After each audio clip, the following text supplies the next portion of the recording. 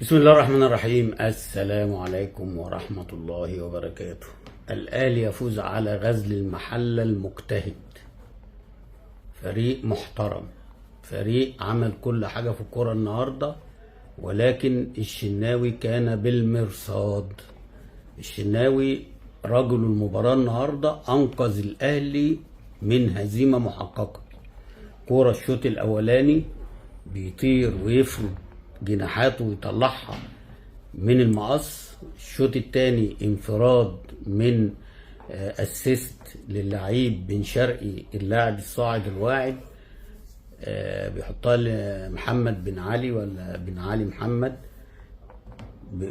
بيحطها في البعيدة، ولكن الشناوي بيتصدى للانفراد وبينقذ هدف أكيد، غير الفاول وغير الكرة اللي طلع بالبوكس وطلعها من على دماغ الجزار، اللي لو ما كانش النهارده الشناوي راجل مباراة يبقى الجزار راجل مباراة. احسن مساك في مصر الجزار ده، لعيب كرة زي يعني مساك زي ما الكتاب بيقول بالظبط، قوة وهيدرز انقضاض، بيباصي بيلعب اللعيبة. بصراحة حاجة محترمة يعني. مش شايف الاهلي والزمالك بعيدا عن اللاعب دوت ازاي يعني. على العموم النهارده غزل المحله النهارده بيقدم مباراه ولا اروع. طول الشوط الاولاني هو المتسيد، هو الاخطر. طول الشوط الثاني بصراحه يعني الانفراد بتاع محمد بن علي والفاول اللي هو بعديها اللي هو طلعها برضو من محمد بن علي، يعني هدفين محققين الاهلي ما ضيعهمش. الاهلي استفاد من الفاول، حطه هوب جون وقلب الماتش وثلاثة بونت. انما ككوره بيشحت كوره هو ونادي الزمالك عشان ما حدش يتكلموا يعني بصراحه. بيراميدز وسيراميكا كليوباترا والمصري بيقدموا كوره احسن من الاهلي والزمالك، بيقدموا كوره احسن وامتع من الاهلي والزمالك. النهارده الراجل بيعمل تغييرات كلها دفاعيه، كريم ندفد ويطلع مش عارف مين وينزل اكرم توفيق وبعد كده كوكا الموهبه. يعني هو ده النادي الاهلي؟ النادي الاهلي لو بيلعب بثمانية، لو بثمان لعيبه، بيمسك اي فرقه يدغدغها كوره واستحواذ وفي نقص عددي. انما اول مره بنشوف الاهلي طرد منه واحد وهو عمال هتقول لي خايف على الثلاثة بونت؟ خايف ايه على الثلاثة بونت؟ ده انت بتلعب المحله يعني، مع كل الاحترام، اللي هي عامله ماتش كبير وكل حاجه، بس انت عندك لعيبه يعني وعندك صفقات بالملايين. ولكن كل اللي يشيل الكلام ده كولر. ولكن برضه هترجع لناس هيقول لك ايه اهم حاجه الثلاثة بونت. مفيش اداء،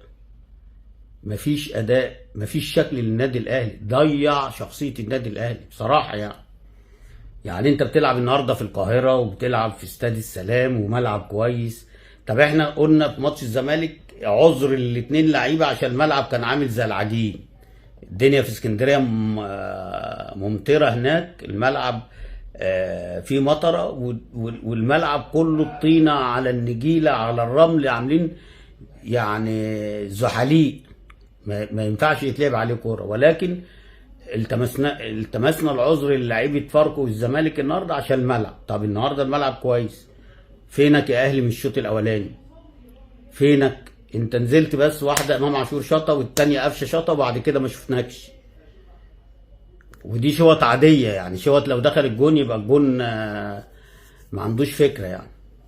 كورات امال الكور بقى اللي الشناوي صدها اللي هي في المقص، والثانيه اللي هي الانفراد، اعتقد ان هي ما جاتش على النادي الاهلي يعني، ما جاتش على المحله حاجه زي كده. لان لو جت على ده الفاول اللي هو ثابت دخل جول، يعني الفاول اللي هو ثابت دخل جول، ما بالك بقى الانفراد بتاع محمد بن علي وبعد كده الكره اللي متشاطه من بره ال 18 وراح في المقص. اعتقد لو دولت على المحله كانوا بقى هدفين يعني، لان الكره الوحيده اللي هي الفاول دخل الجول ومفيش حاجه راحت تاني على عامر يعني. ولكن هنقول ان عشان ما نخفص حق غزل المحله النهارده، فريق محترم، فريق النهارده بيلعب، مش خايف النادي الاهلي، مش خايف من النادي الاهلي، وهو كامل، هو المستحوذ، هو اللي مسيطر، هو اللي متحكم في الاداء. دخل في جون في اول الشوط الثاني، ولكن برضه تماسك وبيهاجم وبيضيع وبيروح للجون ومستحوذ على نص الملعب لغايه ما حصل الطرد. شفنا بقى العك بقى، الراجل يطلع وينزل اكرم توفيق، يطلع وينزل كريم ندفد، يطلع وينزل الموهبه اللي هو احمد نبيل كوكا.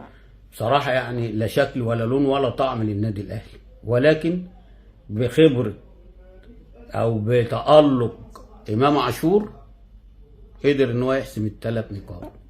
وهي دي الكوره، وهي دي الكوره. بس انا عايز اقول يعني انت بعد الصفقات دي واللعيبه دي والجماهير اللي بتحضر والاعلام وكل حاجه، انت ناقصك ايه يا عم كولر؟ يعني ناقصك ايه؟ عايزين نتفرج على كوره حلوه. انت من يوم ما جيت ولا ماتش لعبته غير ريال مدريد بس اللي يعتبر، ولما جيت تحط بصمتك قلبت الماتش عليك.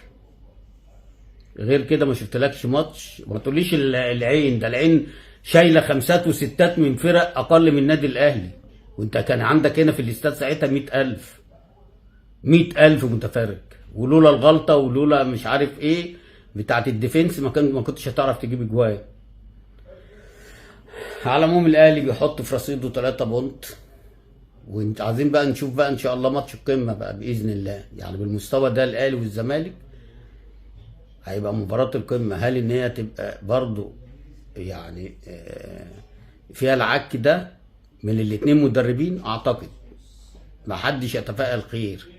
2 مدربين على باب الله، والجماهير هي اللي بتتصدم سواء هنا او هنا. انا بقول لكم انتوا الاتنين يا جماهير الاهلي والزمالك ما عندكوش مدربين. اللي كفته هتبقى ارجح الجمهور اللي يبقى في المدرج، هو ده اللي هيحمس اللعيبه، هو ده اللي هيدي الدفعه للعيبه. محدش يحط امل على الاتنين مدربين، لان الاتنين مدربين والله العظيم على باب الله. على العموم مش هطول عليكم. النادي الاهلي بياخد 3 بونت، ومبروك له، وهارد لك لفريق غزل المحله المحترم المحترم المحترم. وان شاء الله لو فضلتوا على كده مش هتهبطوا. اشوفكم ان شاء الله في فيديو قريب. سلام عليكم.